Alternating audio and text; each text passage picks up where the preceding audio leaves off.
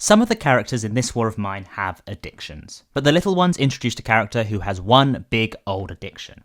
Welcome back to a survivor's guide to this war of mine. Today we will be going over Henrik.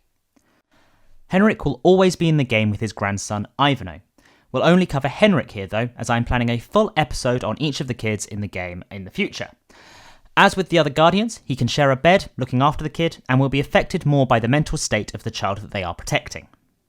Outside of being a guardian, Henrik is a tobacconist, which means that he makes more cigarettes in a batch than any others, although that doesn't necessarily mean he can do it quicker. On the other hand, he is really addicted to cigarettes and therefore needs 4 cigarettes a day rather than the 3 for other smokers. Outside of this trait, he has a guarding grade of B and a combat grade of C and has a small inventory size of 10. He is also slow due to his age and has an average guitar skill. The final thing to mention is his personality, which is homey at the start, meaning that he cares about his fellow survivors, but it can turn to apathetic if he becomes too traumatized. So that finishes up his mechanics, so we can move on to his story, starting with his recruitment speech, then his 2 stories, and then his possible endings. So up first, his recruitment speech. Good morning, my name is Henrik, and this brave boy here is my grandson Ivano.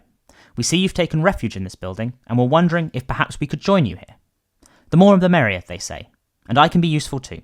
When the going was tough, I used to make moonshine and cigarettes to sell, and I could do that now as well. So, what do you say? So now we can move on to his good story. It's not easy to look after my grandson in the midst of all this chaos, but I have no choice. My son is an idealist and believes he is fighting for a better future for Ivano. The boy adores him and believes his dad is a hero. I just hope he's all right. I know my son fell victim to the clever propaganda. I do not know who is really behind this war or who will benefit from it, but I'm sure it won't be the Viceni people. Grasnavia has been a multicultural country for centuries. This attempt at secession doesn't make much sense. I hope this foolish son of mine doesn't get himself killed. Ivano needs a father, even more so than other kids, since he never got to know his mother. The boy looks up to my son and emulates him in everything. I'm glad he isn't older, or he would have gone fighting too. I wonder where my son is now. Is he leading his colleagues to battle? Hiding from mortar fire in some trench? Killing Grasny informers? Smoking a cigarette, oblivious and numb, knowing that his cause is lost? I don't care. I just want to hug my son again.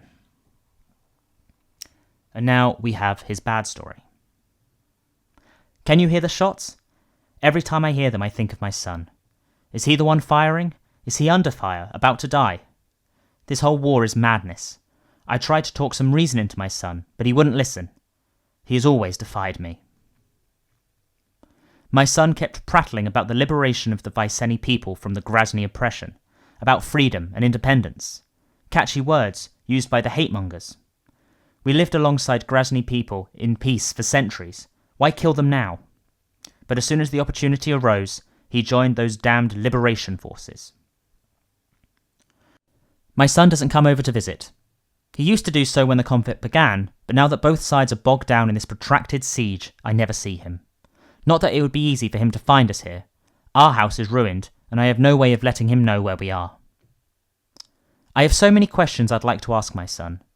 What is the point of all this goddamn war? How many people has he killed? Did he commit atrocities against civilians? Is he a war criminal? But for all I know, I might never see him again. What will I tell Ivano then? Could you imagine not knowing what happened to your son, and not even being sure if he has caused some of the atrocities that you've seen happen? Henrik's endings give you a bit more information about his possible future. If Henrik dies in the war...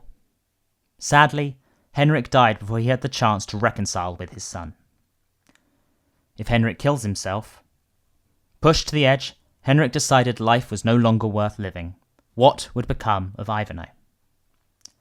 If Henrik decides to leave the shelter... Henrik disappeared from the shelter in the dead of night. He set out to find his son, but only learned where he was buried. If you reject both Ivano and Henrik, despite their pleading, the old man and his grandson had to look for another place to stay. Now we have the endings if he manages to make it to the end of the war. If he makes it to the end of the war, but with bad karma. For Henrik, the end of the war did not mean the end of suffering. His son was killed during the siege. His unit was believed to have committed numerous crimes against the civilian population. Henrik was shattered and became bitter and apathetic. He took his son's faults as his own failure. If Henrik makes it to the end of the war, but depressed from what he has experienced? When the hostilities ended, Henrik waited for the return of his son, but to no avail. Ivanhoe would have to grow out without parents, while Henrik would live the rest of his days brooding over his family's fate. He would never be sure if his son did not commit any war crimes. And finally, the best possible ending that Henrik can have. The end of the war could not come soon enough for the desperate residents of Pogeren. The city was once more open, but Henrik's son did not return. He could be dead or in hiding, but deep inside, Henrik knew he did not commit any war crimes, and he kept only fond memories of him. Ivanhoe became his chance to correct his past mistakes. So there we have it. Not all of the good stories are happy endings, just like best out of a bad bunch. I hope you've enjoyed this episode and it's been helpful. Please do like and subscribe, and then join me next week where we will be going over Irina. Ta-ra.